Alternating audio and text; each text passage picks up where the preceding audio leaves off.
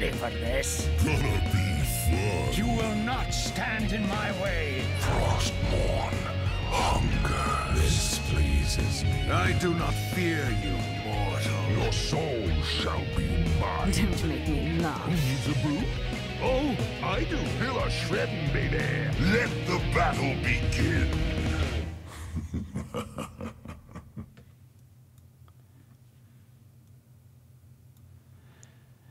So hello and welcome to the 21st episode of the Nexus Trolls, a podcast all about Heroes of the Storm. So I'm your host, Linus Daz Kilius, and with me as always is Liqiud. Hey Liqiud, how's it going? How's it going, man? Mystic couldn't make it today, so we've got a special guest, BlakMajik, one of my fellow teammates, the tank player, so Liqiud can relate to him, from the Arthritic Avathers, and we actually got a game later tonight too. So hey BlakMajik, welcome to the show, and thanks for filling in. Hey, glad to be here. And the mic wasn't muted. I was a little bit worried that we'd have some like technical issues or something to start off here, but we're starting pretty well. So yeah, we've got a lot on the docket on the show today. Not a ton of Blizzard news other than a Reddit AMA with the Balanced developers. So we'll be going over that in detail and a couple topics. One that we left off kind of last week about MMR versus rank, and we're going to talk about the tank meta a little bit because we got two tank players here today. But before we get started, I want to thank all of our Patreon supporters over at patreon.com/thenexustrolls. The show is always going to be free. I always say that. But if you're looking for a way to support the show, you can always head over to patreon.com/thenexustrolls and support us there. We're getting ever so close to our stretch goal of playing after show games with listeners and the public. So we'd love to get to that and love to start playing some games with you guys. So head over to patreon.com and check us out there.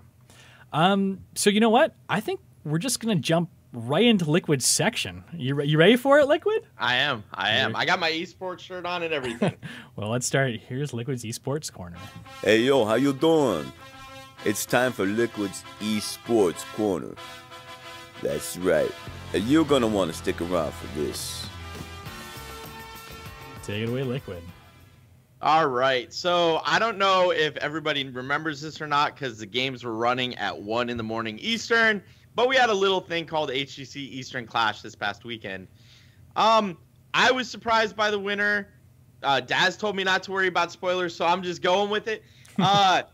We did have MVP Black beat out L5, which completely surprised me. I thought L5 was going to go marching through this tournament and take it all, but it did go MVP Black, L5, and then Tempest. Some really great games, some really crazy games. Just a couple of stats I'm going to throw out there real quick. In the Western Clash, first pick versus map pick were almost the same. It was 24 games first pick versus 21 games map pick were the winners. But in the Eastern Clash, it's a different tale. Day one, it was like 85% map pick lost to first pick. But in the overall tournament, we had 26 games where first pick won versus 15 games where map pick won. Now, the question that you have to ask yourself is, they were on a different patch than Western Clash. Western Clash was on the Lucio patch, but they still had Varian with Warbringer. HGC Eastern Clash had nerfed Varian and a couple of other changes that happened right around the same time. So I think you're getting to the point where you're seeing what I believe to be the case of this patch as well. First pick is more important than map pick. And I think if you were to look at the map pick games, and I kind of eyeballed this a little bit myself as I was, kind of putting all this data together in my spreadsheet, the map pick games where map pick won were like 60 to 70% of those games were games where the other team was dominating anyway. So it didn't matter if like L5 against the Taiwanese team, right? Like, they just spanked the Taiwanese team. It didn't matter. Like, L5 was like, you can have first pick, you can have map pick, doesn't matter. We're going to just crush you guys, right? So some of that's in there. But I think we're starting to see where first pick actually is starting to be more important than map pick. Between the two clashes, it was 50 wins for first pick, 36 wins for map pick.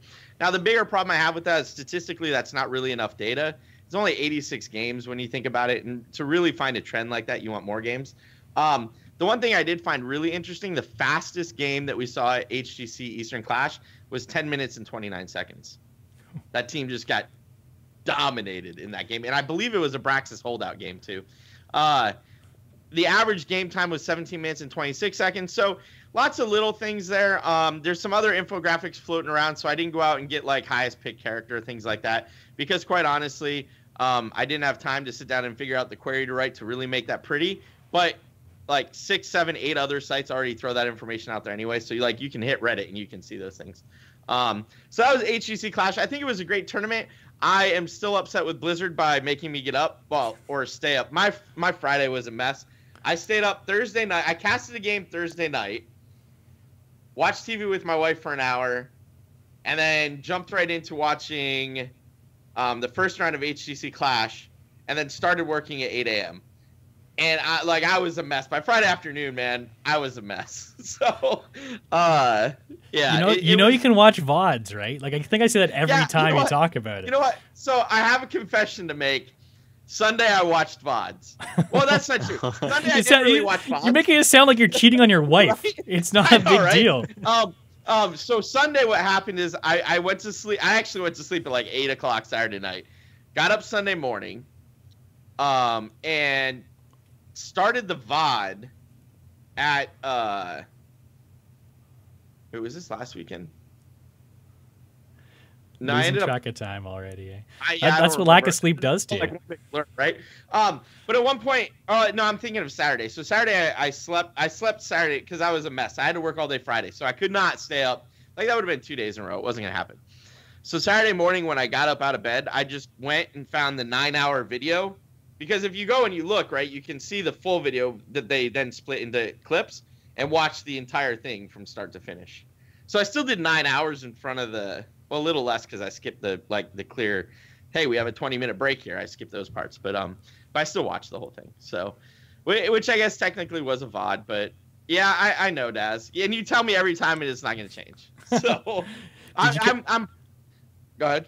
I was going to say, BlakMajik, do you catch anything live? I think we tend to practice pretty late at night in our team league games. We're up 2, 3 o'clock in the morning, right? So you're all like last weekend. You were asking me like, were you watching the games? And I caught little bits here and there. I didn't watch 9 hours straight like Liqiud here. But did you watch any games at all? Well, we've been playing really late lately. It's like 1 o'clock, and we're just like, well, one more, and it's like 4 o'clock before we're finished. So I'll have it up on my other monitor, and I'm just pretty much spoiling it for myself because I just went back and watched the VODs for the finals today.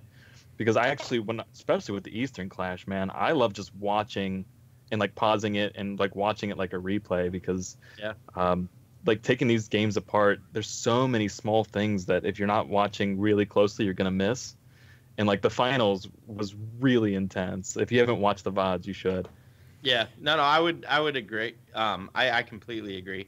And I found the same to be true Saturday when I was watching it, because I could pause it at a point and actually see what they were doing, and like you could break it down a little, you could go back a little and be like, I want to see how this developed more, and you can do that. So I completely agree, especially if you're, I guess what happened to me this weekend is I decided to change the way I was viewing, because up until Saturday my goal was I want to get all the data that I can into the spreadsheet as quickly as I can, and nothing else matters, right? So to the point where I would all the way up until probably the first like third minute of the game, I was furiously entering draft data into my spreadsheet. And then I would watch the whole game up until like the last 20 seconds or so. And then I have my phone out ready to take a picture of the screen as the core hit 0 so that I could get the stats at the end of the screen. Right. So I'm like, I'm missing the like beginning and the end of the game. And like, then when I'm watching it during the middle of the game, I'm not really watching it because I'm like, oh, that was a really cool play, but I need to keep watching because I'm trying to like track these stats. And then this weekend, on that Saturday, what I figured out is, dude, I can just pause it and like, oh, cool, I just saw the end of the game. Pause. Okay, I can go get my data. Oh, they're coming out. Pause. And so like I actually found it more. I can't believe I'm going to say this, and Daz is going to laugh at me forever for this. But I actually found it more enjoyable to watch the VOD than I did to watch it live. Which is when, I don't know if you saw my tweet, but my wife brought up a good point. Like, at this point in my life, trying to do something as a hobby that people get paid for is probably not the best idea. So I need to just enjoy it more, and I will write what I'm going to write, and I'll talk about it here every week, and I'm probably going to do like another video segment that I do outside of this once or twice a month, but yeah, I'm gonna just start watching it again to enjoy it. And that helped me. Actually, that's the reason I completed my placement games last night, because I'm like playing the game to enjoy the game again. Like I'm treating it less as a job and more as a dude. I just want to relax and like enjoy the thing I love. So I'll still have news to talk about, but I'm not gonna be like crazy data driven. Like I just can't. Big week for Liqiud. It's like he just discovered TiVo for the first time. He's like, I can skip the commercials. This is amazing. I have to sit through like the 20th time watching the Muradin trailer today. You know, like, oh my gosh, do they ever like throw I get those to skip over? all that stuff. That's great. Oh my god, it's so awesome. Yeah, and you can skip the laning phase. Just go to level 4. Right, just go to level 4. Like, hey, let me see you guys at 4, sometimes 7, depending on the comp. Right, like click. Oh yeah, they're there. They're gonna start fighting now. We can do this. Yeah. So, okay. So Eastern Clash was good. I enjoyed it. NA Open Cup. This is actually really near and dear to my heart. Hopefully Mystic and I will be casting games in NA Open Cup next week. Or next month, rather, because they do a cup every month. But here's the interesting thing for me. UTA, also the Heroes of the Dorm team, has been dominating Open Cup, like well enough that they were in the #1 position. They're no longer in the #1 position. There's a 4-way, like within 20 points of each other for that #1 position, which is huge. And I'm actually I'm really excited. Now, UTA was struggling a little bit Tuesday in their games, Tuesday night. And I'm going to attribute that to Heroes of the Dorm, because this week is a crunch week for Heroes of the Dorm. And I'm going to skip ahead a little bit right now, because I think that's what's affecting their gameplay. I think, they're college kids. They got college courses going on. They got Heroes of the Dorm going on, and they had NA Cup going, Open NA Cup. And I think it was just too much for them, and they dropped a couple games in Open Cup. And which is, if I had to pick, that's what I would have picked too. Because Heroes of the Dorm is in the round of 32 tonight and tomorrow. They have to get through that so they can make it to the Super 16 on Saturday and the Epic 8 on Sunday. And they are the odds-on favorite to win this year. So I want to see them do well. I want to see them focus and finish out Heroes of the Dorm. I think the finals for Heroes of the Dorm are on the 1st and the 2nd. If they can do that, they can secure. Then they don't have to worry about college. They can focus on Open Cup, finish in the top 2. And I honestly believe when we see that midseason brawl, we're going to see 2 pro teams get knocked out by 2 Open Cup teams. I'm calling it now. We are like, unless the 2 bottom teams that go to midseason brawl get their crap together, they're getting knocked out, because the 4 top Open Cup teams look really, really tight right now. And I would not be surprised to see one of them or both of them knock out 2 pro teams. That means the format's working, though, right? That's what it's made for and meant for. So. Absolutely. And an interesting point that was brought up. Gosu Gamers had a great article on it today that they tweeted out. Miasma Esports, who after the first Open Cup, everybody was like, "Oh, this team is great. They're going to do wonderful things." They started in Chair League. They're pushing through. They're going Open Cup. They want to get in. They went through all the qualifiers for HGC and were always just short. They've had some roster changes, and now they're struggling. So, there's a lot of stuff going on out there right now. But I definitely expect to see us. I expect us as the viewers to see an awesome midseason brawl and to see the format work the way that Blizzard had envisioned it. Well, yeah, BlakMajik. I can't wait to see the Crucible. Right? Yeah, that's the most exciting thing about the whole HGC format is the Crucible being able to see 2 teams prove that they belong in the league. Well, and it goes both ways, right? It's the 2 pro teams that are on the bottom saying, no, we deserve to be here, and we're going to show you why. And it's 2 teams on the outside in the open division saying, those are our spots. And I can't wait. I can't wait to see what the format's going to be. It looks like they might do #1 against #1, #2 against #2 type thing, right? Like the #7 pro against #1 open, #8 pro against #2 open. I would like to see a little round robin type thing and a full, let's get a couple of games. Let's not just do 2 best of 5s and all right, we're done, There's an opportunity for a lot of viewership here, too. I think this is going to be a pretty highly watched event because it is exciting to watch, the drama of teams dropping out of the pro scene, and there's a lot on the line, right? There's the retainers, there's their pro careers potentially even, too. And I know I was actually done with my segment, but I just saw something. Speaking of that, I just saw something on Reddit, and I was just looking for it. They did some crazy number of viewers on Twitch for for the How are HGC. you multitasking in the middle of your... You're like, oh, I was like reading Reddit while going on a rant about esports for 20 minutes. That's how much I love esports, man. He's got his Twitter feed open, Reddit open. He's probably done like 5 or 6 tweets while talking. Jeez, Liqiud, you're a machine. I think we saw. I can't find the thread right now, so it scrolled past me. But I think I saw something like 150,000 total views for the Eastern Clash, which is huge for Blizzard. That's even if you say, all right, well, that's 50,000 a day. Those are great numbers. I know those aren't Dota 2 and not League of Legends numbers yet, but those are huge for Heroes of the Storm. Yeah. Heroes has taken a big jump in esports, I think, this year with the production quality, with the number of viewers and everything. So I think it's going in the right direction for sure, and we've all been enjoying it. Okay, I think BlakMajik, you've survived your first Liquid's esports corner. Not an easy task, sir. And while he was talking about it, I was multitasking too. I actually remember there was some news that I wanted to bring up. So why don't we just do the news segment now? It's a quick one. Someday, this will make a great story. So I didn't hear any formal announcements about this, but I noticed the information up on their website, so I wanted to mention it here. BlizzCon 2017 has a date set, and the tickets also are going to be going on sale very shortly as well. Like I said, I'm sure this was probably announced somewhere. I never caught the announcement for it, but BlizzCon itself is going to be November 3rd and November 4th, 2017. It's Friday and Saturday at the Anaheim Convention Center, where it always is. And you can actually purchase tickets on Wednesday, April the 5th, and Saturday, April the 8th. So that's only a couple weeks away, guys. We got on the Wednesday, April the 5th, it's at 7 p.m. PST is when they go on sale. And Saturday, April 8th, they go on sale at 10 a.m. PST. And from what I understand, they sell out pretty quickly. And I want to snag some tickets for these, so I'm going to be sitting there ready to go right on the dot, 7 p.m. On Wednesday, April 5th. A couple little tips. First off, it's $200 or $199 each. You can get up to 4 per household. It says specifically on the site some tips to getting tickets. They're partnering with Universe to sell tickets. So go into Universe, sign up, make sure you've got an account set up already. And if you do want more than one ticket, you don't have to know everyone's email addresses and full names is what they require when you're signing up for these.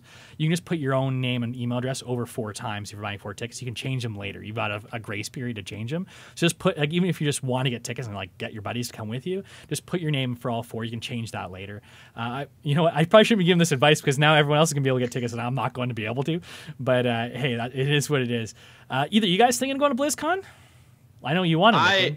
I definitely want to, especially like like it is esports mecca for me. And I'm questioning, so I question whether I need to go or not, because I know if I go, I'm going to be camped out in front of the HOTS esports stage like the entire weekend. So it's like, is it worth going to me? Like, I want to go, I want to hang out with you guys, I want to go to BlizzCon, but I know I'm going to be sitting in that esports, like right in front of that stage the entire day. So I have great seats. So I don't know. I'm stuck. Like, is it worth $200 plus airfare and all the other stuff? I mean, I think it is, but I don't know. That's why I want you to go, so you can save my seat. How about you, BlakMajik? You considering going to BlizzCon? It's a long way to go. Oh, I would love to go. I don't think I'm going to. I actually have 4 kids, so there's just not a chance I'm going to be able to go until I can drag them with me.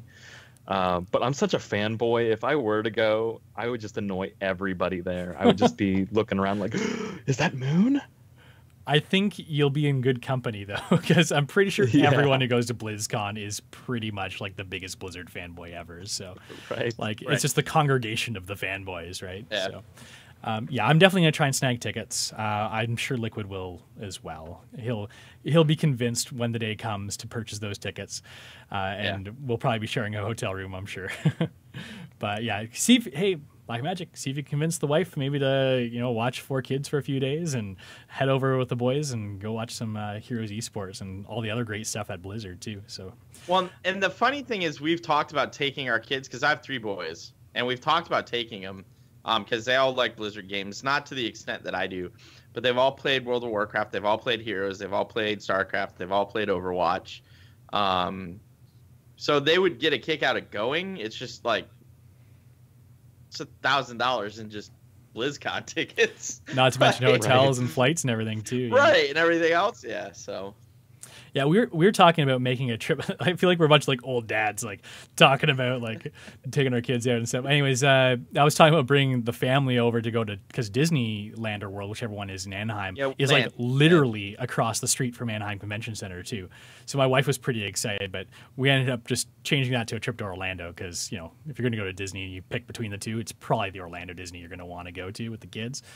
So it turned out to be like, oh, let's all go to Anaheim to, okay, I mean, I'll just go and then we'll do a separate trip to Orlando like later in the year or something. So, but yeah, I mean, my kids aren't quite, I don't think they're as old as yours. They're more into like Minecraft. They want to go to Minecon or whatever they call it, Minecraft convention.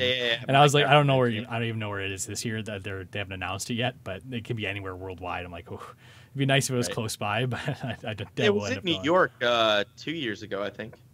Yeah, well, if they do something in New York, that might be doable because I'm from Ontario up in Canada, so it's not terrible commute. But if it's in like London, England or something, I don't think it'll be happening. Right.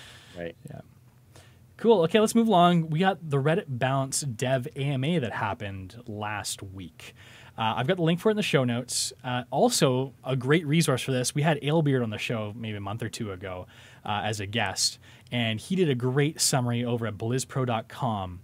He's got his article there. It's maybe 3 or 4 articles back from the most recent one about the highlights from the Reddit balance patch. And Alebeard, thanks. You made my life a lot easier. I just went off because Reddit AMAs, if you ever check them out, there's a lot of content there. It's hard to get through all the comments and everything. But Alebeard did the heavy lifting for me. I'm going off his little highlights here, and we'll just discuss from there.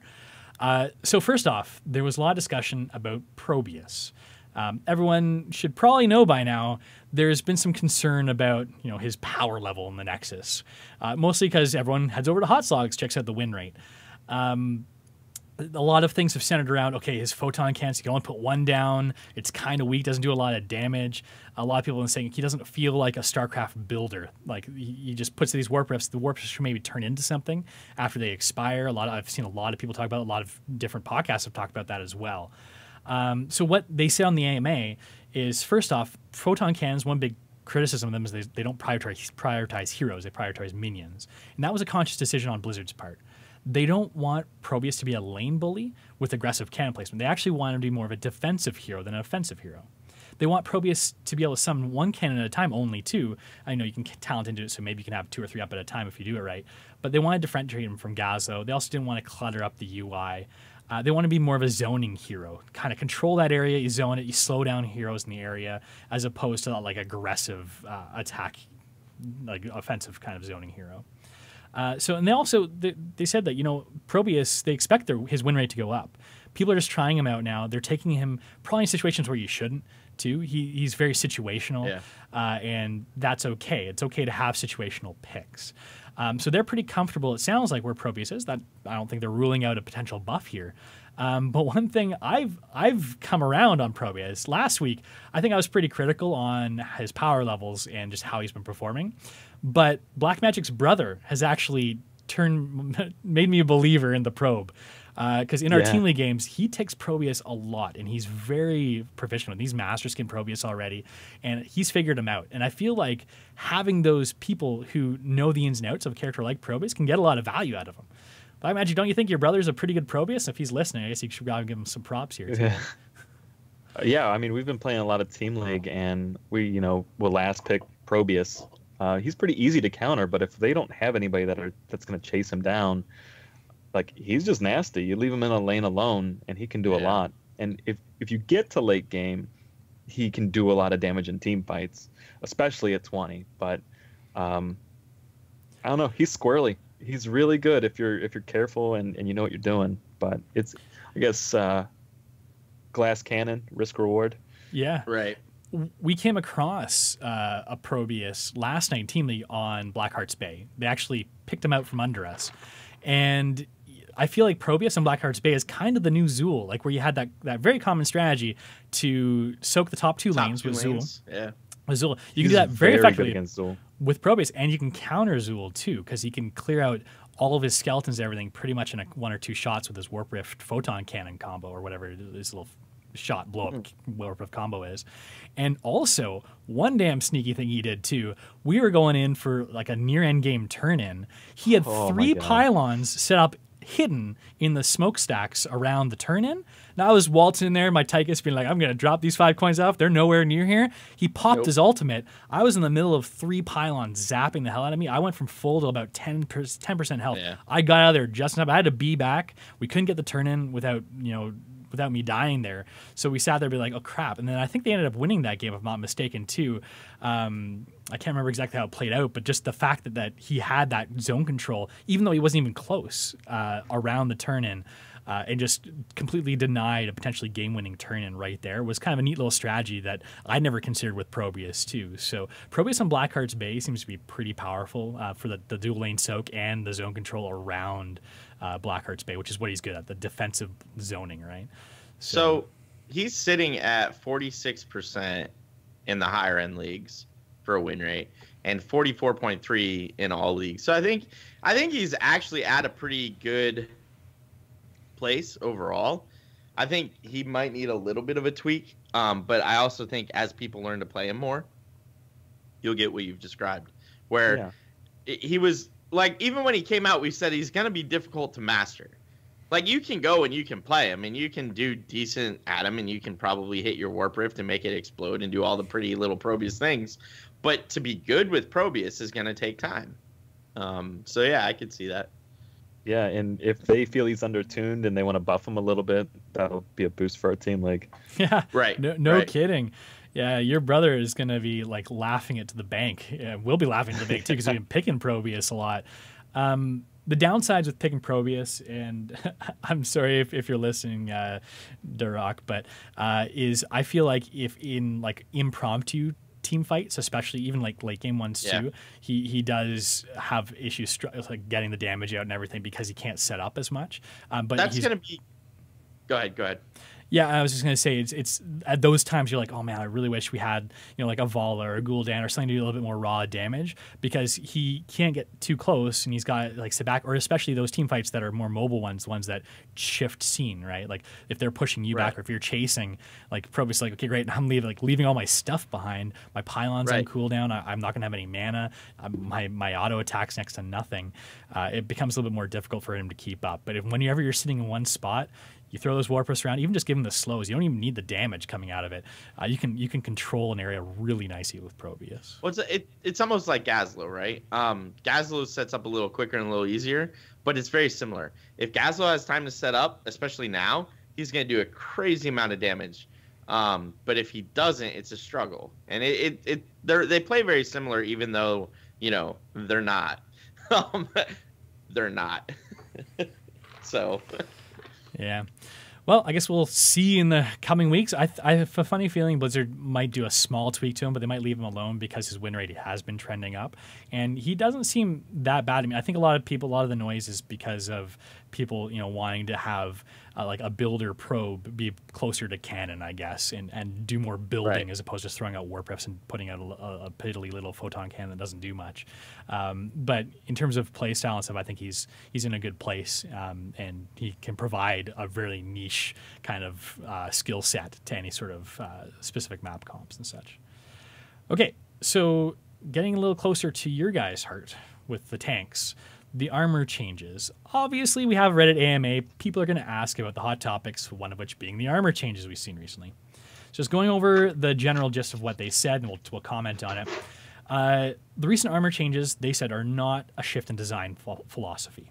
This is more of an attempt, they said, to begin future-proofing the flexibility and diversity of the hero pool. They don't want these changes to lead to being like having games lost the draft or heroes unable to adjust to hero picks on the enemy team. That was one of the big concerns with these armor changes. If you early pick out Joanna, for instance, you can get easily countered by the other team not taking a lot of auto attacks. So that makes Joanna have to be a late round pick, or else you get countered. They don't want to have that situation. They want to make it so you can still kind of adjust in game with your talent choices.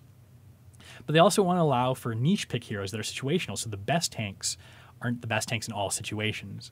The idea here is, your ETC, like your Muradin, Diablo type, like general tanks that are doing well in the meta aren't always going to be ones picked, because maybe it'll come later into the draft and be like, hey, you know what, they got a lot of AA here. Maybe a Joanna will be a good pick, or a lot of spell damage. Maybe this is a place to take a Nubrak. So you do get surprisingly like more diversity given the situation, which is perfectly fine. One thing they said is if you have 3 tanks that are always noted as the best, and you're always going to have that too, right? You look at Hot Sox, who the top win rate tanks are, they're always going to be picked, but now you're giving niche tanks a chance to shine by doing this. We have enough heroes in the hero pool to allow that to happen. And also they said the preliminary data is showing that it isn't an auto loss. Like if you pick, if one team picks 2 mages, the other team picks a noob, or a specialized tank like Joanna gets picked early and is countered, it doesn't necessarily mean like it's an auto win. Obviously, there's going to be an advantage there, and they're okay with that. Blizzard said they're comfortable with teams taking an advantage out of the draft based on good drafting, but it's not like you're going to lose the game. It's not GG out of the gates, right? Like those assholes always say. I can't stand those guys. They're like, oh, GG, like why'd you draft Joanna? Like, oh my god, I can't stand those tunes. I want to use worse language, but I think my son might be planning on listening to this occasionally, so I gotta watch my mouth here. But yeah, so Blizzard seems to be okay with it. You know what? This just made me feel comfortable. Not to mention that over the past couple of weeks, I think that a lot of people's concerns about tanks like Joanna, like Tyrael, being taken off the meta are kind of unfounded. At least that's what we've been seeing. No. Tyrael is throw garbage now. Okay, well maybe Tyrael. Johanna, I might let you slide with. Tyrael is still garbage. Okay, I wanted to have a second example in there, but Joanna's the best example because BlakMajik's been playing a lot of Joe and picking early in the drafts, and we've had a lot of success with that. You want to talk about why you think Joanna's still okay, even though she's been quote unquote nerfed there, BlakMajik? Well, yeah, I think we're past the experimental phase as far as what we're picking for our tanks in Team League. Joanna and ETC were pretty much before this change were the two. Those are the two I'm going to pick. I'm horrible at Diablo, so it's not going to be that. And if I need a third, it's going to be Muradin, even though I feel like he fell off a bit a little while ago. But the more we play it, like Joanna feels fine. Like she doesn't play horribly. She's still just going to walk around and do what she does. What I think actually happened is what Blizzard wanted. I think there's just more tanks to choose from now. I find myself picking a new Barak and Arthas. Yeah. In Artanis, not as a tank, but like really close to it.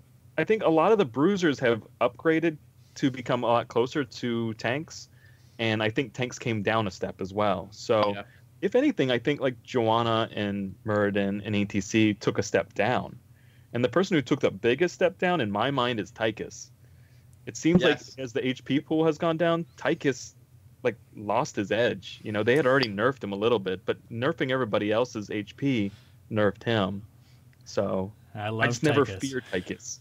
Yeah. I know he's lost a lot too, not only in the health pool, but his like more recent nerfs as well. His range decrease has been tough to get adjusted to. I haven't been playing him. I've been playing him periodically in Team League, but also losing the changes to the healing talent that he took. I think it was in level 13 or 16, where like the damage he dealt while his D was active would heal you immediately for 100% of the damage.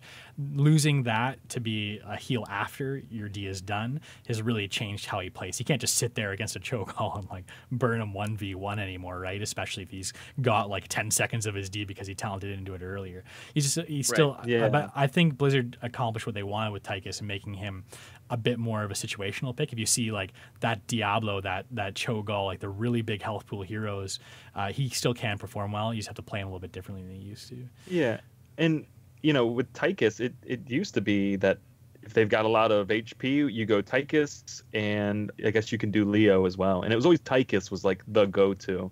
Right. Like as a tank who like has the high health pool, like I don't want to face Leo. Like I'm way more afraid of Leo right now than Tychus. Yes, 100%. I'll go into it, Tychus, no problem. But you see Leo coming, and you're like, I'm dwarf tossing out. Like you, he gets that drain going, and you need to run, or you're gonna die. My only problem with Johanna is I think they over lowered her health pool. So depending on the healer you're with, I find that like Lucio struggles to keep Johanna healed in like a good team fight. I have the same problem I've always had with Johanna. I don't like her initiation. I prefer other tanks' initiation into a fight. But overall, I still think she's a solid tank. It felt it felt worse on PTR, but that could have been just because you were going up against people specifically testing things on PTR, and so it's a different playstyle, right? In fact, I played 2 games with her yesterday. She felt fine. I just wish my HP pool was bigger, like it used to be, because I had a healer who's like, "Oh, you're Johanna. I don't have to heal you." It's like, no, dude. Like, I don't have the extra, 600 health I did at level 20 that I used to. You need to heal me.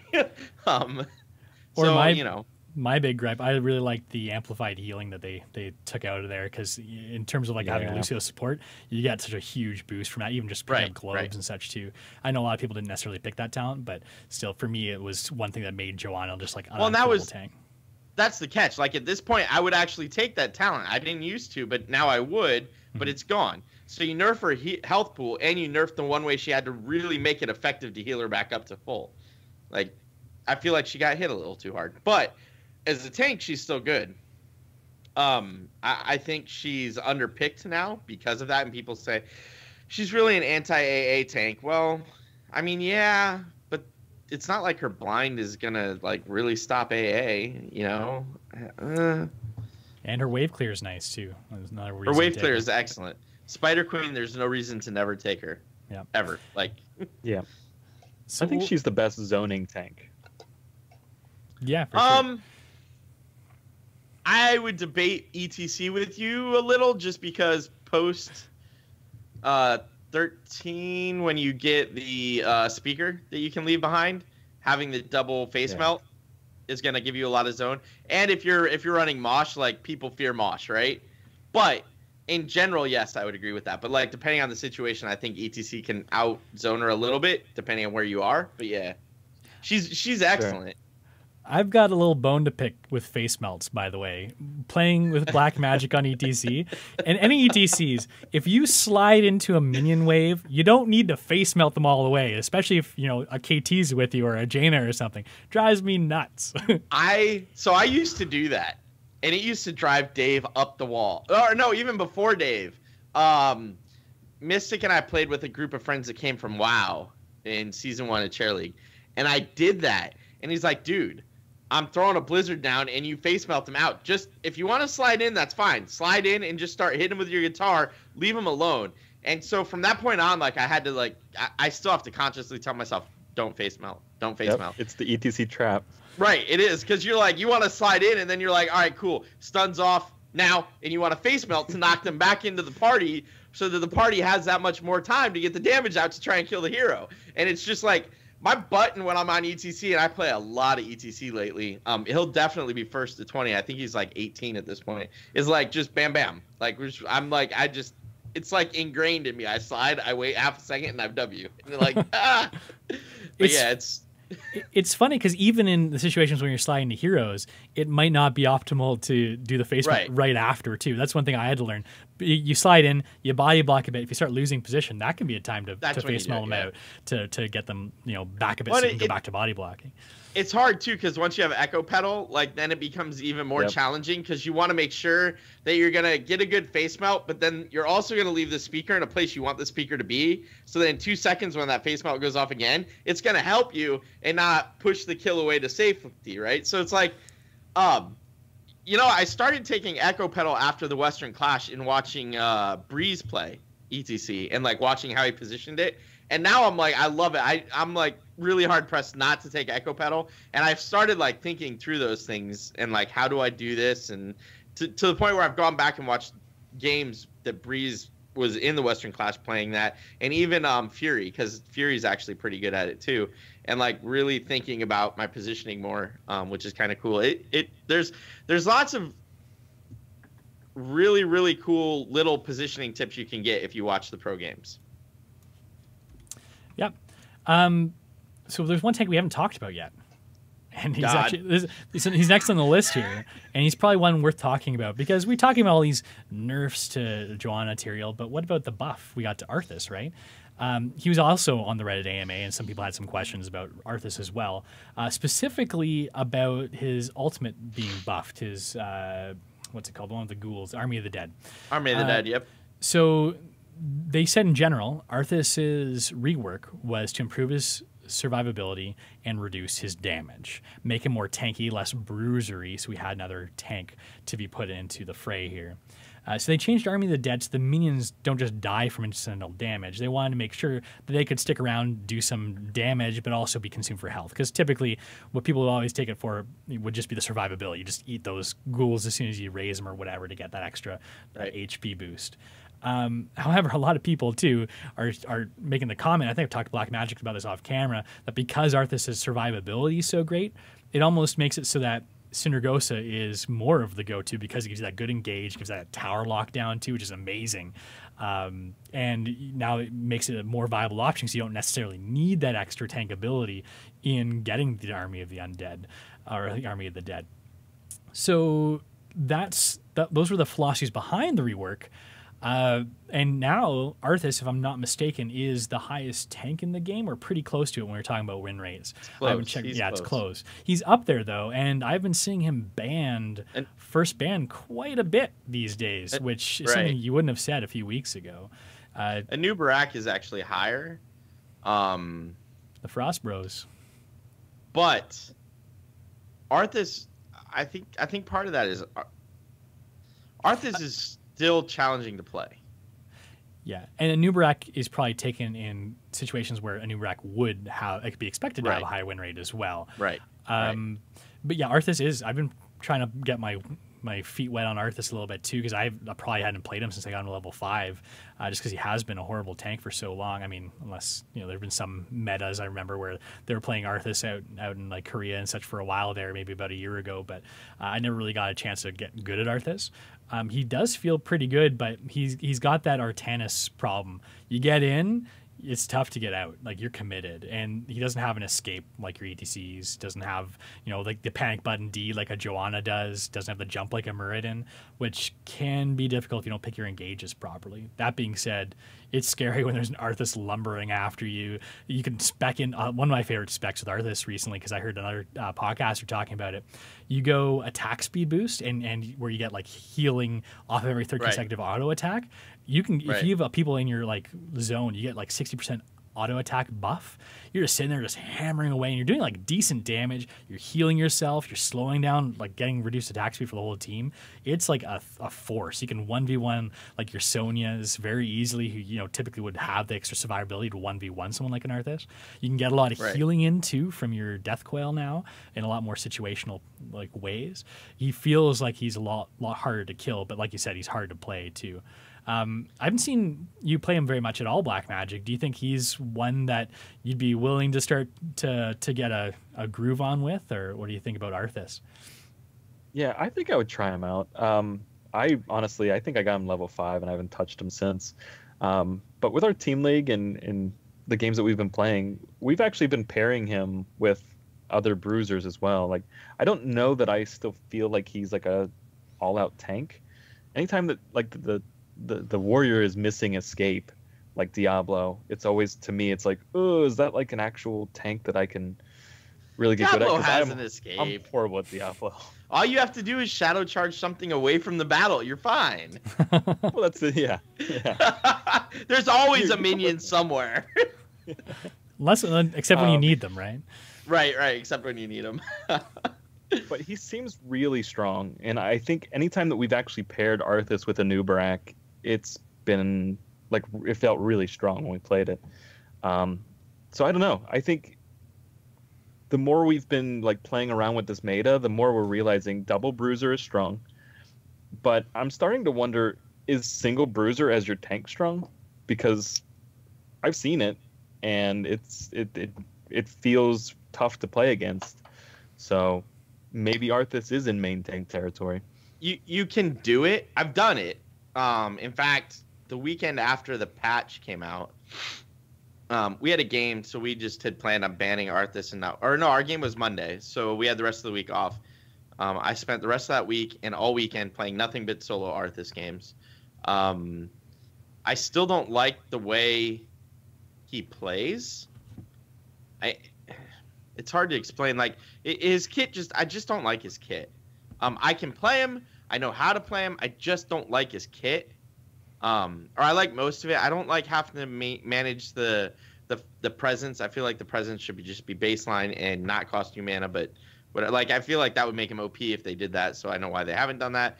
But not having an escape, like I have a hard time solo tanking. I can do it, but not having an escape is just like it feels. I think that's probably the most off-putting thing to me. Like I want an escape. Diablo, for similar reasons, but at least Diablo has the engage. With Arthas, I feel like I have to walk in and then I have to walk out. Yeah. Like I just don't like that. Like I want it one way or the other. If I can do both ways, that's even better. But at least let me like initiate somehow instead of this. I'm gonna root you and then I'm gonna walk up and start hitting you with my big two-hander. Like it feels weird. I don't know. He can solo tank though. I have done it a number of games, so he can definitely solo tank. I think what's interesting is I think people haven't caught on to this yet, or only a few people have. We're really in a 2 and 3 warrior meta at this point. Like you can totally make that work, do crazy damage, and have a front line for days. So you can go a Sonya and a Noob and an Arthas, and you will wreck anything. Like nothing is getting through that line. You will wreck everything, and then you can put Chromie behind it, or Vala behind it, or any super hyper carry with a mouth plus those 3 frontline, and you're definitely wrecking because that route into that combo, forget it, they're done. Yeah, but even I was watching the MVP or the Eastern Clash finals. MVP Black had 3 melees almost every single game. If they didn't, L5 did. And it always looked strong.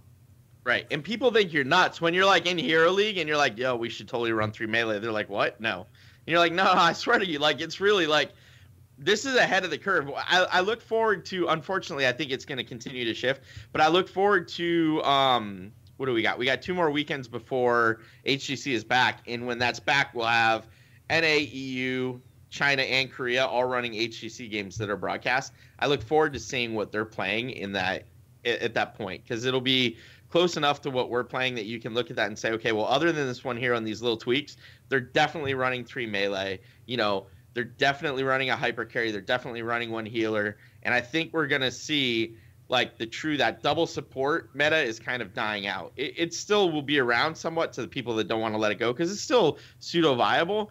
But the 3 melee is definitely where it's kind of shaping up to at this point. Yeah, and it kind of reminds me of another. We're bringing up a lot of Team League stories, but I got BlakMajik here as one of my Team League buddies, so I got to tell these stories. We're having fun. We're having fun with some bans.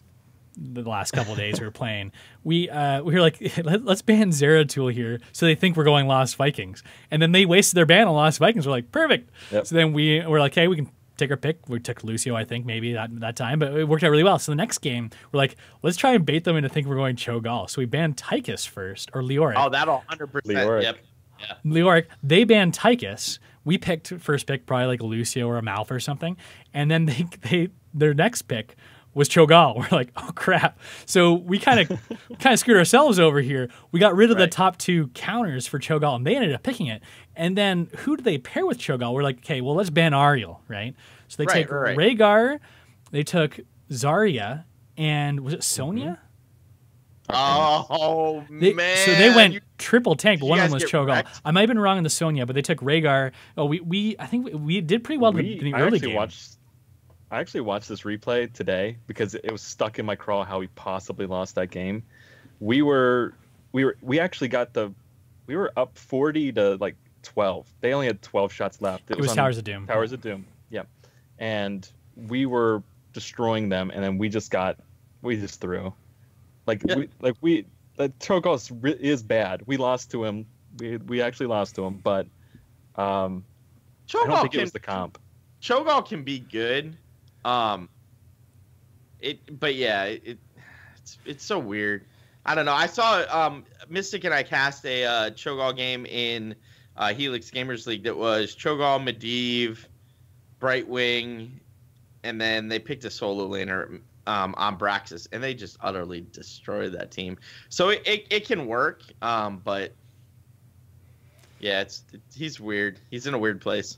Yeah, what were the counters we took? We took Stitches for Gorge, and I think I played Karazim that game, DPS monk with 7-sided strike and such to try and whittle him down. But like I said, it went well at the beginning, but I think around level 10, level 12, it started to change. So That's actually so speaking of the triple melee, that's the unsung hero of triple melee. If you can go like 2 really strong melee in a Karazim, like the game is yours. Like legitimately the game is yours at that point, because at that point you have, then you can even go a Tychus and you get value because Tychus has to be so close up front. He has good damage and he will be in the heals protected by 2 strong frontliners, and you can throw something in the back like a Lunara to just do spread damage or whatever, like complete your comp. But Karazim is, I feel like he's going to end up in a much better place post like everybody catching up with what the patches mean are the best and worst to play as a team comp. He's a great finisher too, especially post around 16, I think. Just jump in, do his flurry of punches, hit his E, get about, like chunk someone down from 25 to 0%, and can fly out of there too with his dash. So he's really good at that dive if someone's trying to escape and coming back in safely. But like you said, he's great at supporting the front line. We had some games with him. I don't think we had much success because I was playing Karazim. But I like him as a character. I think I just need more work on him personally. But that damage build it's fun, and you can still get some of the healing talents in there. You can take your healing totem, whatever the ally is called there, but just generally work on the DPS. 7-sided strike is amazing on isolated heroes too. You get an isolated, like we're talking about Cho'Gall counters. One of my favorite is Leora coupled with 7-sided strike because you get Entomb him, and then you do that. The only problem and then pop 7-sided and sit. Yeah. The only problem is Cho'Gall's got. I'm pretty sure they kept it on his rework, that molten bit where he just kind of goes into his like shield, which completely counters it, but still. In between then 10 and whatever level he gets that at 16, I think you've got that window where you could just destroy a Cho'Gall, and that's really fun. Oh, we talked about how did we get into Cho'Gall? We were talking about Arthas. This moved into Cho'Gall. One thing I did want to say about Arthas too is we're talking about his lack of escape, lack of engage, but you do have Lucio out there too, right? To give him a little bit more mobility, which can make Arthas a little bit more daunting. He can chase down those characters with extra movement speed. So maybe that's the escape he's looking for. Just needs to be paired with a competent Lucio. Please, sir, use your Lucio to engage with me so I can kill him. Yes, please do that. Yeah, I love Lucio. Lucio, he's great in like our level of play. I know the esports scene, they're not as up on Lucio, but he does have a lot of power, especially late game.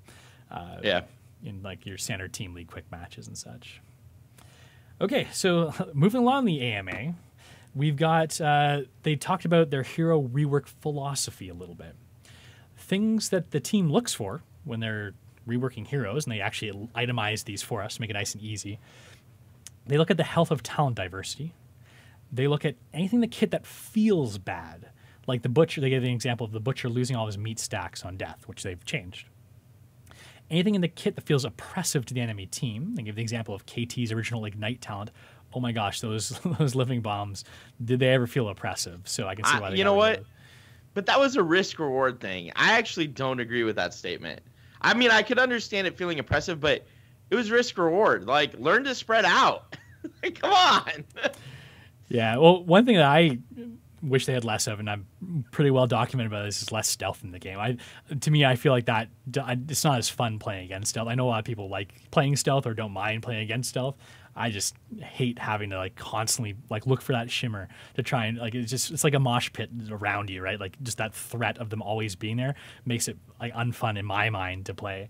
Again, you can say it's something that it's a skill. Like you just got to learn to see the shimmer. You got to learn to like position properly or whatever. And there are drawbacks to the stealth characters as well, be it like less damage output or whatever, right? Or lane presence too if you got like a Nova or something. But anyways, I can see what they're getting at. If something's not fun for the opposing team, then that's something they probably want to scale back on, even if it's a balance. Right. Talent. Well, that's why they nerfed Valera and took her from perfect to what she is now. So, she's always perfect. She's always perfect in your books, Liqiud. I know. I mean, people, squishy people saying, why she killed me in one stun? Why? It's all right. I'm still bitter about that. Sorry. No. She was so roguelike, and now she's not. She still is. She's still got pretty much the same kit as she did before. So it's not the same, man. Yeah, you're just upset because she's like pretty much your wife, so yeah, your waifu or whatever you call it. So okay, there's other reasons too. Is this hero too similar to another? They give the example Tychus and Vala used to be a little too similar for their liking, so they changed Tychus to be more of a tank killer. That rework obviously came a while ago. Another thing they look at is the talent tree outdated. And they also look at they don't look at the popularity of the hero, so that's not considered. They're more concerned with fixing and improving game design than artificially inflating a particular hero's win rate, which is an interesting statement too. Probably the one less obvious thing, I think, amongst all these points too. The other ones are probably like, oh, well, I probably could have figured that out just using common sense. But yeah, I mean, hero reworks are something we see very frequently in the Nexus, more frequently than any other MOBA, I'd say. And it, like them or not, a lot of people say, too many reworks, it's hard to kind of keep up with all the characters, but it does keep the game fresh.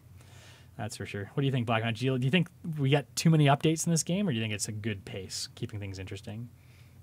I think it's great. Like, the game's always changing. I've played a lot of games, and a lot of games that it's the same as it was 2 years ago. All the game mechanics are exactly the same.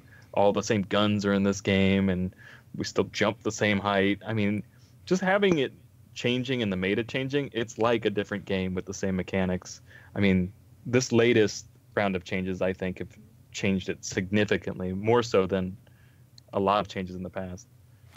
Yeah, and we do get those like major reworks from time to time, but yeah, it does seem like these armor changes were kind of a big one here.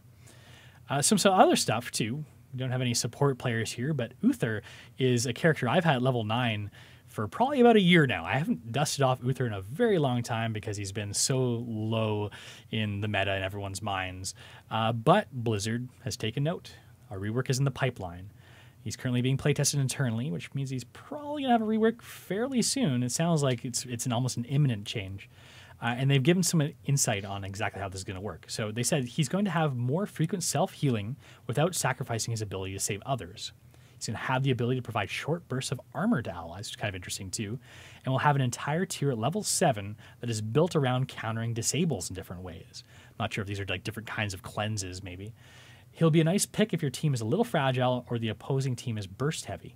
He won't have the raw healing output the other supports have unless he's taking a lot of damage himself. So it sounds like they've got kind of an interesting mechanic coming up for Uther. I can tell by that inhale there that you want to say something about these Uther changes. You go ahead and take the mic here, bud. I don't know. I first of all, I look forward to it. I think Uther needs a rework. He is looking at the hot slogs, the least popular healer in the game. I think he needs a rework. I find the level 7, which is where cleanse is typically taken, to be around countering disables really interesting. It'll be interesting to see what they do with him. If the opposing team is burst heavy, I'm concerned by that statement, and here's why. Either they're going to do some things that give him like one big mega heal, like I can heal you for 50% every 20 seconds, or they're counting on Divine Shield to be that. And if you're just counting on Divine Shield to be that, he already has that, and he's the least picked healer in the game. So, I will see what they do, obviously. I hope it's good. I hope he can come and sit in the front with the melee and be like, I'm going to be an attack-oriented healer, kind of like Karazim, but with a hammer and with stuns. But we'll see. That marshmallow hammer does not do a lot of damage, though.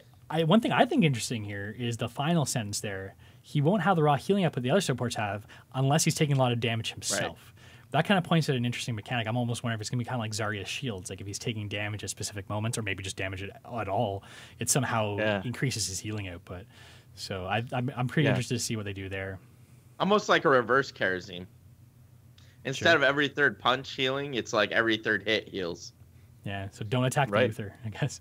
It's going to be like... And it says more frequent self-healing as well without sacrificing his abilities. So, this is Uther. To be the lowest popular healer is a tragedy. This is the Lightbringer, man. I'm ready for angry Uther to just run in there and start taking hits. He trains us in the Nexus. How is he not picked? Yeah, and he's definitely in dire need. Probably the most dire need hero of a rework right now, I'd say, at least up there on the list. So it's good to see that Uther is going to get a little bit of loving. And we'll, like you said, all the Warcraft fans will definitely be happy. I've been working through with my Warcraft 3 campaign I cracked open my laptop, which I just purchased a little while ago. I was like, one of the first things I installed on it was Warcraft 3, which I guess I purchased a few years back. I totally forgot you could even still buy that game. By installing there, I've been going through the campaign, and it's like, oh, just remembering all that lore and everything with Arthas and Uther and all that was taking me back. So we've got some other updates incoming. They more hinted these are just updates more than reworks.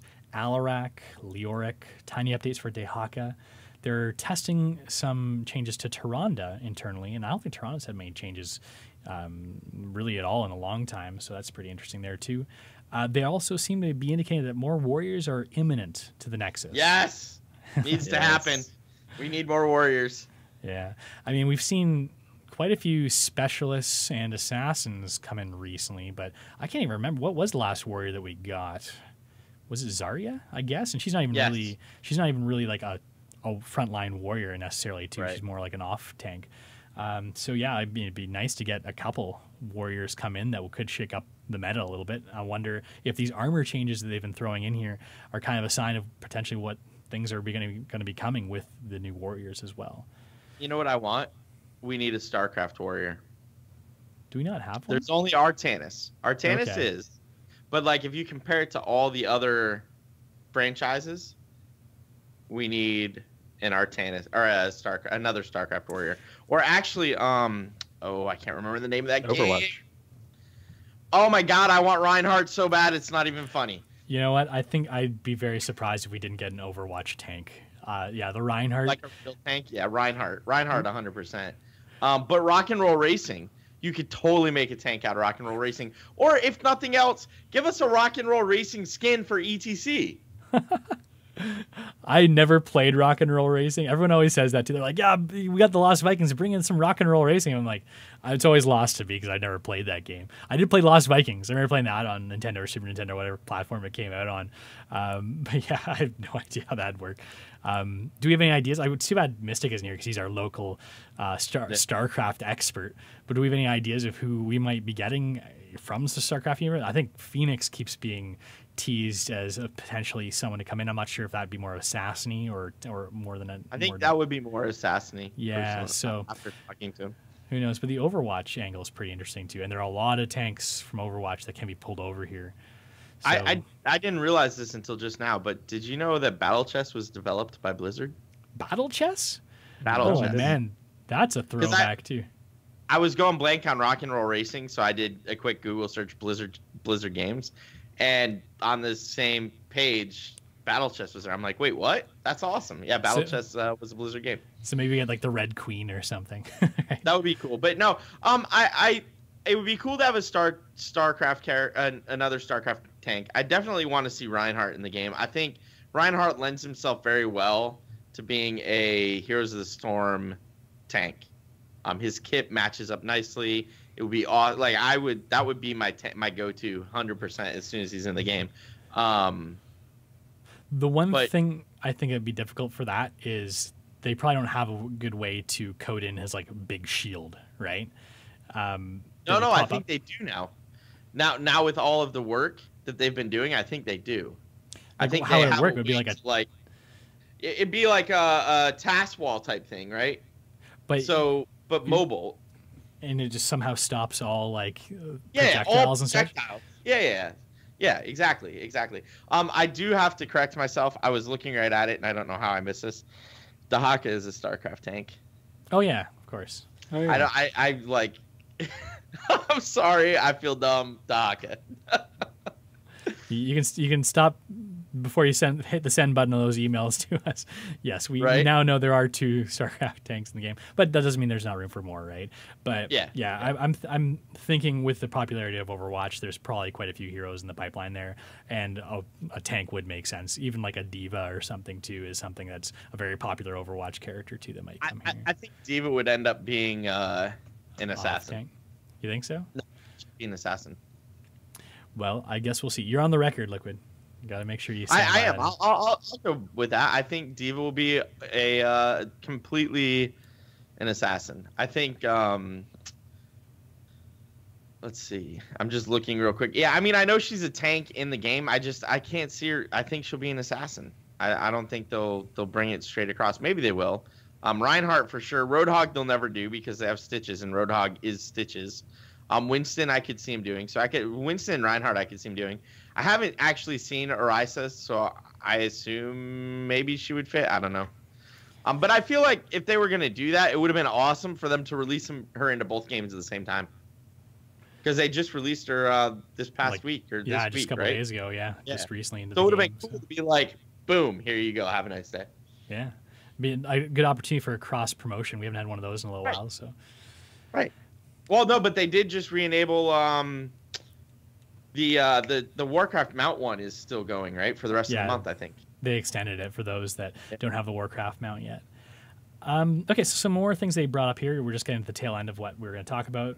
Tyrael's imposing will removal, they consider was the right choice for his role. I think this is along the lines of they were saying that they like to avoid talents or look at talents specifically that are like propping up a hero. And I think that's probably what they were thinking there with Tyrael's imposing will, which was like the by far and away the most picked talent in that tier, and why people are really screaming that Tyrael's now busted because he no longer has that. But that's not the only reason. Well, every time we say Tyrael, Liqiud just starts bursting into laughter. So obviously, as a tank player, he no longer has any respect for the Angel of Justice. But hey, maybe there's more wrong with him here. But they're comfortable with the imposing will, removing that. But there's other reasons he's not performing as well. You know what's going to happen with Tyrael, just real quick? Yeah. We're going to see someone like Rich play Tyrael on the current patch, and we're all going to be like, why didn't I think of that? It's Alrac all over again. Right. Boy, that Rich is a good player. Okay, and they also said they're okay with niche heroes not being picked a lot in Hero League, like Medivh or the Lost Vikings. And there's nothing wrong with situational heroes, and I'm perfectly comfortable with that statement as well. I don't think every hero should be the most popular hero in the game. By definition, you can't have them be that way. And it's okay to have those random heroes that you throw in every once in a while for, just because maybe you're really good at them or it just works well in the situation, too. I think Probius is going to kind of fall into this category maybe later on as well. I want to throw one thing out there with that comment. The only person, according to Hotslog, so take it with a grain of salt, that's picked less than Medivh is Cho'Gall. Yeah. Well, in Hero League, it's really tough to get value out of Medivh. But he is a popular hero in esports, and you can get good value out of him. No, in the custom games, Medivh reigns supreme, 100%. Nothing wrong with that at all. No. They did mention when they are balancing the game that they do take in all tier levels, all MMR rankings, like everything, when balancing heroes. And I think it's perfectly fine to have heroes that shine in certain situations, and even like just in esports, and maybe a bit more niche pick when you get to like your random QMing, your team league games. I think that's perfectly fine. Especially as the hero pools get bigger and bigger, you're gonna have to have heroes that are like more like specialized, that have like interesting kits, but they're just not going to be picked on every map in every situation. It just wouldn't make sense. Yeah, it's interesting how they have to try and balance that, because you take a hero like Tassadar where, up and down the ladder, nobody really picks him. He seems kind of underpowered, but then you put him in esports and like the pro scene, and he's first pick, first ban material. So how do you balance something that where those changes work for everybody? Shields are an interesting thing, because I think Zarya, you almost see Zarya the same way too. Not quite as much because she's got more offensive capabilities, but shield play is king in the pro scene. But when you get into the pub scene, it's like it's too hard to balance that, right? Like you have to have someone that knows what they're doing on their shields, and you have to have people that know how to play with shields, right? And if you're not, like, we use that a lot in our games. If we can get away with it and we can get a shield character and a healer character, I love pairing Zarya Lucio, because between the shields from Zarya, and Mystic plays a mean Zarya, like his support being his main role for so long, he has an innate knowledge of, I need to throw a shield out on this person, they're about to die, right? So the shield keeps you alive, Lucio heals you up quickly, and he does a sick amount of damage. So Zarya is like, if you know how to play with her, you can do insane things with her. And that's what you see at the pro level, right? But how do you – I agree with you. It's like really hard to balance that. How do you balance, okay, well, the pros can do things we never imagined, because if they take two shield characters and Varian's banned on the other team, they can just walk straight to the core like level 10, right? So yeah, I agree. It's hard to balance it, and it's interesting. I think they take a good tact with how they're trying to adjust the game and doing these little mini tweaks to try and balance that. But yeah, I think it was like 2 episodes ago I was saying, yeah, we are in the time of the shields or something like that, because it was the amount of shields getting thrown out was crazy. Yeah, it's not an easy thing to come up like to fix if you do have those issues. The one that change that comes to mind is when Muradin was top tank for a while, and I remember we had listeners be like, why are you saying Muradin's such a great tank? Look at Hotslogs, he's below 50%. But it was because in esports he was being played so well, although he was, I guess, a higher skill cap hero at the time, which made it more difficult to get the high win rate in your pub leagues. But what they did there was, I remember they took the unstoppable off of his jump, and they said, I remember the dev comments coming at the time being like, this is going to impact the pro scene more than the pub scene, because it is something that's taken advantage of more in the pro level play. And that was their idea. I don't know if it worked out well. I can't remember exactly the numbers and how things turned out. But that's the kind of thing that you have to do. You have to get kind of creative in how you change characters to be able to nerf the high end without nerfing the low end, if that's the situation you're in. That change made me so sad. Mm-hmm. I'm still sad about that. My least favorite change ever is still Li Ming's Calamity, not being able to clear waves. Look at where's Li Ming now? She's like so low in the win rates. I'm sure there's other reasons as well. Down, yeah. A lot of tanks being in the meta too can hurt that, but that just, I loved Li Ming, and that just made her less pickable. Nothing drives me more nuts than being mid leap and being grabbed by a Malfurion root. Like, dude, I'm in the air and the root's on the ground. Come on. Yep. Yeah, figure out the physics there. He was never the same after that. No. But things change, and hey, you know what? It's our job to adapt, right? Pick different heroes, learn to play differently. So that's what keeps the game fresh. Like we can have these discussions almost every week about how we should change our play, because they keep updating the game so frequently. Okay, so that's about it for the Reddit AMA. There's a ton more stuff in there. Again, check out Ailbeard's post on it at blizzpro.com, a great summary there. Or you can dive into the Reddit post if you're willing to like read through like a Bible length of comments. But anyhow, we're going to get into probably our final discussion for the week, because Mystic's not here to do the shakedown. Dr. Daz's Science Lab is going to come back next week. And the HOTS debate is coming back next week as well, where Liqiud takes on the reigning champion Daz for a yet-to-be-determined topic and yet-to-be-determined punishment as well. So keep an eye on those. But one thing we wanted to talk about, and a listener brought it up last week, as just an email that we fielded but we didn't have enough time to talk about in detail, was MMR versus rank. So there's a couple things that kind of come in here. I'm not going to read over the email again. Let's see if I can get. I think it was Ian was the name of the person who sent it in. Sorry, Ian. Yeah, it's in the note. Ian S. If I'm crediting the name around there, Ian S. Thanks. Thank you, Liqiud. So basically, there's kind of 2 ways I can interpret the email. First off, we'll hammer on both these topics. For ranked play, should MMR even matter? If you're gold 1, should you just be playing against other gold 1 characters? Why does it matter what your MMR is? Like, is that how we should look at it? Maybe if you're in your placement games, I could see, MMR maybe mattering more.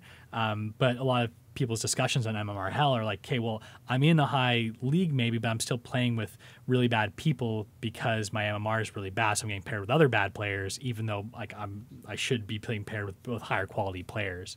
Like, what do you guys think about this in general? Should MMR just be straight up ignored almost in ranked play? So I think the second one's actually easier to answer, but I'll go ahead and we can talk about the first one first. And now I don't have to type my note because I was typing a note because I thought you were going to read both questions. Okay, so you shouldn't be playing. You should never see a situation unless the queue is just completely jacked up and Blizzard screwed up the matchmaking rules again, which they have done in the past. It's not a knock on Blizzard. Matchmaking is difficult, and they're still trying to get a system that they consider good enough to stop playing with, right? But you should never see a situation where you're like gold 1 and your team is full of silver 5s. Silver 5s. We'll go with that. Because that's a 10 rank difference there, right? Silver 5 to gold 1, 10 ranks, give or take. Like, my math gets fuzzy around. There's 5 and 1 and whatever. Caster math is hard. So that should never happen. Right? No matter how bad your MMR is wrecked, you should never see silver 5 members in your gold 1 game and vice versa. Now, but MMR is important. And if you read all of Blizzard's kind of notes and everything they've said, your MMR kind of determines your rank, right? So MMR is just the actual number they're using to display a rank to you. So there's some correlation that says if your MMR is between these two numbers, you are gold 4. If your MMR is between these two numbers, you're gold 3. And it's not perfect because the way they try to do it is, and this is where it gets into, I like the second question better. They say, all right, well, we're going to have these ranks, and this is the curve, and they draw a curve out, and where we want to have the most people in, I think they changed it to gold and diamond this year, or this season. They pushed, or maybe that was last season where they pushed less people out of, into gold and platinum and less people in diamond, so that diamond felt more unique. And then Master and Grandmaster was harder to accomplish, and most of your players were going to be in gold and platinum. So they kind of changed where the MMR curve was. But the problem is that's never static, right? You have new players coming in. Blizzard still hasn't implemented MMR decay. So the range of MMR goes all the way from negative numbers, because if you lose all 10 games, you're going to be in negative MMR territory, all the way up to like 10,000. I'm using that as an example. We don't actually know the numbers. Again, second point. So they have it's like a bell curve, right? And so at the beginning of every season, they say, okay, well, this is kind of the MMR range where we think gold 1 should be. This is where platinum 1 should be. This is where diamond 1 should be. And then you get rank adjustment points based on, so at the end of the game, when you see personal favor rank adjustment, that's actually based on your MMR. That's not I'm gold 1 and I'm playing a bunch of platinum guys. That's my team's average MMR is X. The enemy team's average MMR is Y. Because they were so much more favored to beat us and we won, we're getting extra bonus points. Because clearly we play at a better level, so Blizzard's going to try and adjust your MMR up higher because you're actually playing at the MMR with the other team. Now, why is all that important? Because Blizzard doesn't show us the MMR. All of these conversations would go away if Blizzard, instead of saying, you're gold 1 and you're gold 2 and that dude's silver 3, here is your MMR. And just flat out, or in addition, your MMR is this, your current rank is this, and just display it and just let people see it. Because what we have right now is this weird situation where people are going on to Hot Slogs and saying, cool, what is my MMR? Well, Hot Slogs doesn't know because they don't, like, Blizzard hasn't even exposed the API to get the MMR. So all Hot Slogs can do is say, well, your MMR, based on all the games you've uploaded and based on all the games everyone else has uploaded, is approximately this. And okay, well, that's sort of helpful, but it's not a real number, right? It's like, props to Barrett. The dude does a great job with Hot Slogs. We use it every week. Like every week we're talking about Hot Slogs and ratings and stuff. But he doesn't have access to the numbers Blizzard has. So he's never going to hit that and get it 100% right. If that's the case, Blizzard, you've been promising us API access. You've been promising us all these things. Screw all those things. Just give us our MMR numbers so that we can have a real conversation with each other about, hey, man, I know I'm gold 1 and I know you're like diamond 3, Mystic, but our MMR is actually closer than it looks right now because I've been improving a lot and you stay static because you do your 10 placements and you're like, cool, I'm done, right? So and add MMR decay. That's absolutely what you have to have. Because if you look at League uses MMR too. But the difference is League tells you your MMR. They also tell you what rank you are, but you get your MMR. They have an MMR decay system. Dota does similar things. Like you just like this is part of it's in its infancy. And Blizzard's always been kind of not ashamed to show it, but has always kind of hidden MMR. They did the same thing with WoW Arena for a long time. They did the same thing with WoW Battlegrounds for a long time. They did the same thing. I don't think they ever. I don't know. In Overwatch, I haven't played ranked in Overwatch. I don't know if they show your MMR or not. But yeah, sorry. I know I answered both questions there. No, it's okay. It's kind of funny. Off camera before we started, he's like, I don't know if I'm prepared to talk about this MMR versus rank question. And then we started. Not only does he start answering all the questions that I was going to prompt him for, he just takes over and goes for like 10 minutes on his own diatribe. No, that's great. I love the passion. And, a lot of things. You enlightened me in a lot of issues too, because here I was more thinking this was an issue. Like, okay, like as an example, I've said on the show too. I did my placements a couple seasons ago, and actually BlakMajik was in the same situation. We were mid gold players. We just did bad in our placements, and we both got put into like mid silver.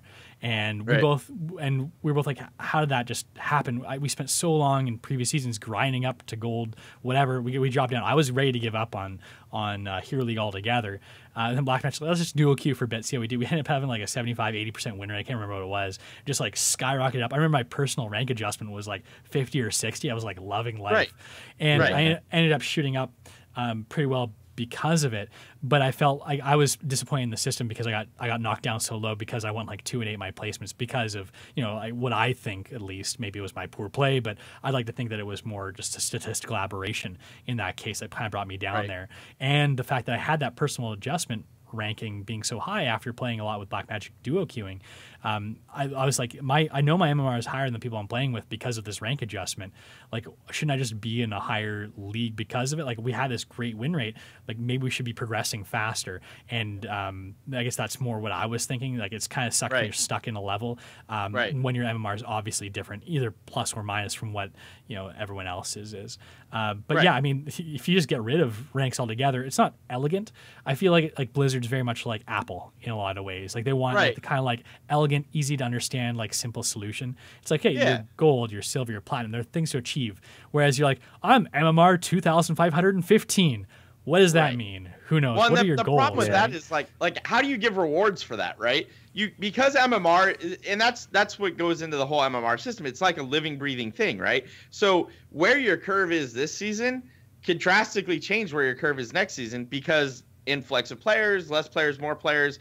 Like MMR shifts, not greatly, but 2,500 this season could mean you're Platinum 1, but 2,500 next season could mean you're Silver 5. Like, that's probably too big of a shift, and someone's probably going to write us in or tweet us that, hey, that's not quite, like, that's not realistic, but it moves, right? And so it's hard to say, where now it's like, well, if you get Platinum, you get this reward. If you get Diamond, you get this reward. Like, it's a really easy system to say, right? So, and I think that's, and it's easy to communicate. And that's why you see League of Legends keeping both, not to use that as a parallel because they're not really the same game, but they're as close as we're going to get at this day and age.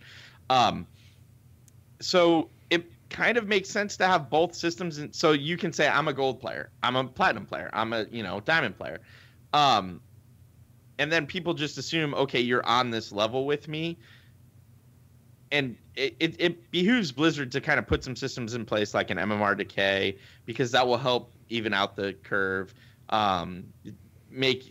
change the uncertainty a little bit more. At the beginning of every season, there's an uncertainty that's increased so that you get a bigger swing in your MMR up or down. The problem with that is, like, I lost my last 2 placement games and I ended up in gold 4, where I was playing with platinum players, and we had 2 bad games where we had a bad draft, and when we had a Li Ming just AFK midway through the game. Like, how are you going to win that? You're not, right?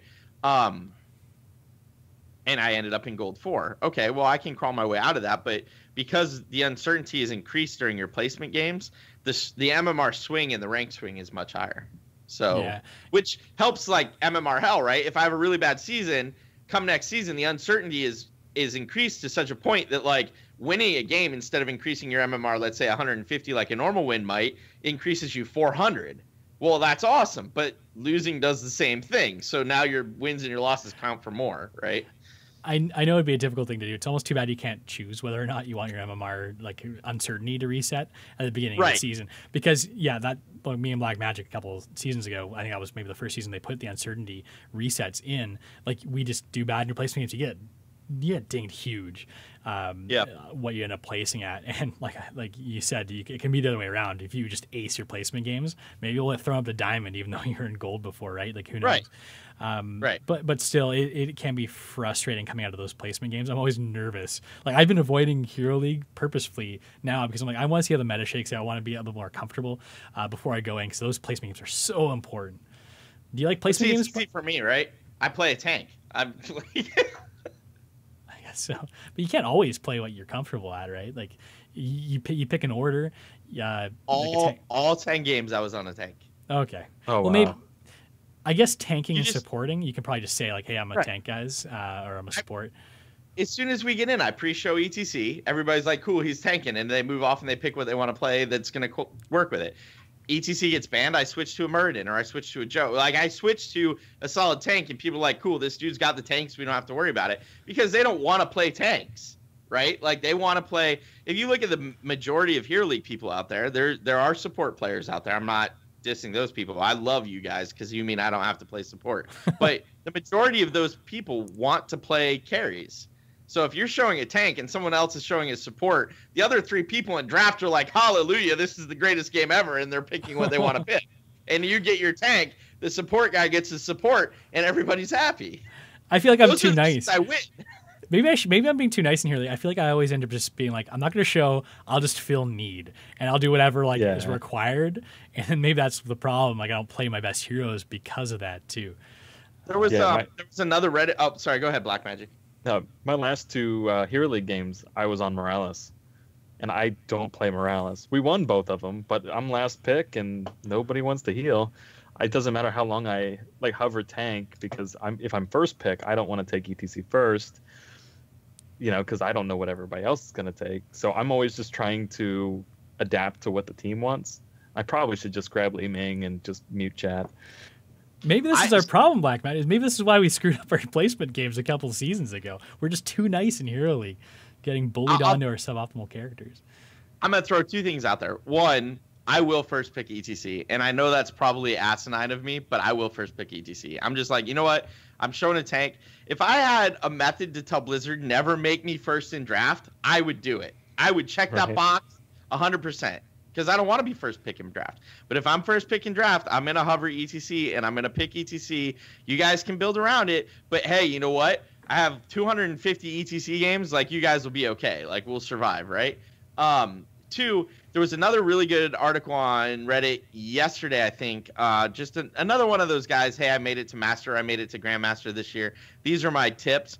And one of the things that is common through all of those, play a character you're comfortable on. If you're playing a character you're not comfortable on, you're going to do worse. And his suggestion was have 2 tanks, have 2 supports, have 2 carries, right? If you have 6 characters you're comfortable on, and they should be like meta picks, not like tier 2, 3, and 4 picks, but like, so know your ETC, know a Joe, know a like Rhaegar Malf, no, Li Ming, or well, I guess Li Ming's fallen off, but maybe Thrall, like kind of be able to fill the role, then you do better. I can play most of the meta characters, but I will always do better on a tank just because I will. Because that's what I play, like day in, day out, I play a tank. It's like football. You gotta beat the spread, right? So right. You if you play like your ETC 10% better than everybody else, even though his win rate might be like, maybe it's a bad example, but assume his win rate was below 50. You're taking it above 50 because you're better at him and you know him better than the average ETC. So you're beating the spread, right? Whereas you sit there and be like, ooh, I guess I should take Ragnaros. I don't play him very much. You might be like a 25% win rate Ragnaros player, and you're hurting your team. You're not helping them by taking that meta pick. Exactly. And that's why I pick ETC. You don't want me on Rag. People like first pick Rag. I'm like, dude, I'll play it, but it's not going to end well. And I tried that last season, and it didn't end well, and I didn't even complete my placements because I was so frustrated. This season, I'm like, no, I'm playing what I can play well. If you don't want me to play a tank first pick, fine. I'll pick Vala. I'll pick Thrall.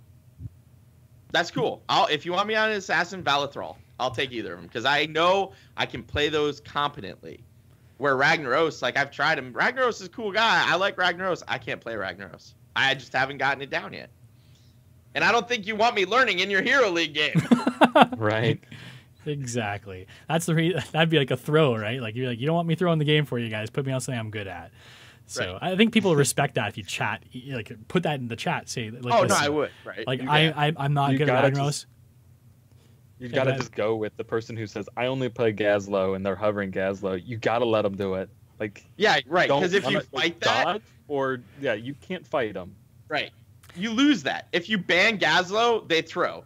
If you fight with them, the whole team's on tilt. You say, you know what? Let's build a Gazlowe comp. The people that annoy me are the people that say, I only play Gazlowe, but they haven't hovered him in their last pick, and they say it like 3 seconds before you go into the game. Dude. Sure. if that's what you're gonna do, tell me at the beginning of the game, hover Gazlo and let us build around you. I don't mind doing that, but don't leave it until, holy crap, the draft timer's running out. You pick Gazlo and you're like, this is all I play, and there's no healer. To be honest with you, I think what loses most Hero League games is the tilt and the saltiness, and more so than the skill being an issue. If you've got a team that pre-tilts because of that Gazlo pick, what I think is a good strategy is like, yeah, okay, you might not like someone being like, that's all I play, I'm picking him no matter what. But if you'd be like, let's like see what this guy's got. Like, you kind of be a little bit supportive in chat. Maybe you can get like the rest of the team to rally around them a little bit. I think that's a good strategy for winning, as dumb as it sounds. Like, I've come across so many good players that are just so salty, like the salty know-it-alls. You're like, you're a good mechanical player. Sorry. You should be much higher in League. But you know what? You're just way too salty. Just stop trying to tilt the team. Like, no one's going to want to heal you. No one's going to support you. No one's going to listen to you. You're just making everyone mad. Just stop the GGs at 5 minutes. Stop saying, like, stop feeding, stop this. Give constructive criticism. Be nice. I think that's one of the biggest tips that I could ever give to people going into Hero League in general. So one of the things I started doing this season, and towards the end of my placements last season before I quit, was the guy that said, this is all I play. I'm like, okay. I look at his profile, and if he's got a good number of games, I'm like, that's cool. We can build around that. Thank you for telling us now. Hey guys, let's work with this instead of like, and you'll get one dude that's like, no, I can't believe that. And it's just like, relax. We can work with that. Let's do it instead of everybody tilting. And usually people are receptive to that. But you have to be quick. Like, you have to be ready to do it, because otherwise the salt level race is so fast that you're like, it's over. It's out of control. Mute chat. Just don't deal with it. Trying to let it get to you. Okay. So let's start wrapping up the show here. We've got an email that we want to take. Oh, I've got an email bumper. Jeez, I'm not used to like pulling this one out here. Here we go. Hello. Is this the Nexus Trolls? You guys are hilarious. Thanks, Christopher Walken. I paid him a whole $5 to do that. In case you didn't know, it's not the actual Christopher Walken. He's an impersonator on Fiverr.com. Fantastic gentleman. Anyhow, we've got an email this week from Ben H., who was trying to clarify, and we asked for clarification too, on the Li Ming orb situation. The patch that came out with Probius, there was a comment in the dev notes about Li Ming's orb and Tyrande's Sentinel being able to be adjusted for time, game time elapsed. It was very convoluted. What we took that to be was, okay, so the longer the game, that's how your damage scales up. It scales based on time elapsed in the game as opposed to level. Now, I did a little science lab testing that theory, and I debunked it because it only scaled with level, which has always been the case. So we were wondering what might have been happening here. Why did they put it in the patch notes? One theory we had, and this has kind of been confirmed by Ben, is that this is more like just something that Blizzard can do to do in terms of instead of distance traveled for an orb or the Sentinel being thrown out, it actually just tests it based on time. I mean, they're two similar things because they're constant speed, right? So the time it takes to get from A to B is the same as just the distance traveled, right? Like in terms, it's a linear scale. However, Ben says, okay, here's his email now. Hey, I've been listening to your podcast for a few weeks now, and I have to say that I love it. But I'm writing in hope to offer some clarification on the Li Ming Tyrande change with regards to time elapsed, in case no one else has yet. Basically, it's an easier calculation for the computer to handle to check time since the spell was cast instead of the distance traveled. And it works out the same way since the skills both have a constant speed. That means with the changes, the computer both has an easier time checking the numbers and can do it more precisely, allowing for more granularity in the way the damage changes as the spell gets further from its origin. Hope that clears things up, and as always, look forward to next week's cast. So thanks, Ben. And this does just kind of line up and make sense from what they're saying. I think it's weird they even bother putting this in the patch notes. What I think, and I responded to Ben with this, I was like, I wonder if this has implications on future heroes coming out. Maybe we've got something that scales with time and it's something that like accelerates or something along those lines where you don't need that distance travel. It's more about time from the casting, the time it's been cast. So it sounds like it was just a strange like little optimization tweak that doesn't affect anything. So it's kind of odd they put in the patch notes, but it is interesting to note because this might have future implications as well. But good clarification for anyone who was wondering, because like most of us just assumed that this was incorrectly the way that they changed Li Ming and Tyrande's scaling of these talents and potentially future heroes with time as opposed to level. Okay, I think we're going to wrap the show up there. We're hitting our standard about hour and a half slot. Even though we didn't have patch notes or anything to talk about, we still always seem to fill the time. First off, thanks BlakMajik for coming out. Great having you on. I'm sure we'll have you on again since we're on the same chair league team. We talk a lot off camera, so why not do it on camera, right? Thanks for everyone for listening to the Nexus Trolls, the Heroes of the Storm podcast. We stream this live on our Twitch channel, twitch.tv/Nexus Trolls, every week on Wednesday at 7:30 p.m. Eastern, 4:30 p.m. Pacific. Hey, Liqiud, where can people find you online? All right, so your best bet is to either follow me on Twitch, twitch.tv/LiqiudGG, LIQIUDGG, or Twitter at LiqiudGG. Again, that's LIQIUDGG. I post when I'm going live. In fact, I'm covering these two gentlemen playing in a game in about an hour tonight on my Twitch channel. So should be a good game. Well, I sure hope it's going to be a good game. Our last one was not a good game, so it'd be nice to turn that around and have a win this week. It's a best of 3 too, so hopefully we'll be able to entertain if you can stick around and watch Liquid's channel after that. So thanks again to all our Patreon supporters. If you like the show and you're looking for a way to support us, you can always do so at patreon.com/thenexustrolls. You can subscribe to our show on iTunes, Google Play, Stitcher, or wherever you happen to find your podcasts online. And if you do, please give us a 5-star review on those sites because it really does help. You can also visit our website at thenexustrolls.com to watch this and past shows, along with past video streams, which can also be found on our YouTube channel. For announcements about the show and general Heroes of the Storm news, follow us on Twitter at thenexustrolls. And finally, if you want to get in touch with us, the best way is by email at podcast@thenexustrolls.com. We're looking for advice on hot debate topics and punishment topics for the loser for next week's debate. So if you have any of those, please send them in because we're quickly running out of ideas. Thanks again, everybody, for listening. Thanks again, BlakMajik, for coming on the show. Have a great week, guys. 'Cause I'm TNT. I'm